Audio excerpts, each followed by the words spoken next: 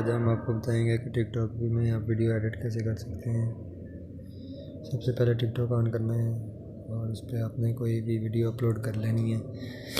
और जैसे ये वीडियो है, आपने इस वीडियो को डाउनलोड कर लेना है। जैसे आप अपलोड करेंगे वीडियो डाउनलोड हो जाएगी।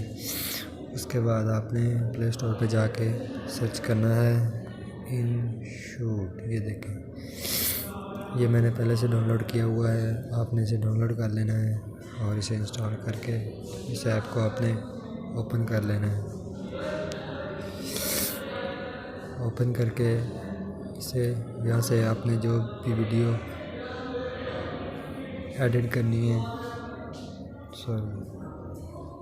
जो भी आपने वीडियो इधर से एडिट करनी है उसे आपने इसमें कर लेना है। और सबसे पहले आपने ये ऐसे होगा, इसे ऐसे कर लेना है। फिर जैसे आपने टिकटॉक में वीडियो अपलोड किया उसी साइज़ की रहेगी।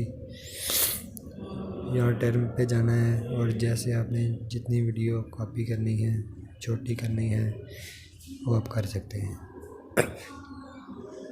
ये देखें जैसे ये, और आप इसे ट्रांसलेशन कर रख सकते हैं, बैकग्राउंड चेंज कर सकते हैं।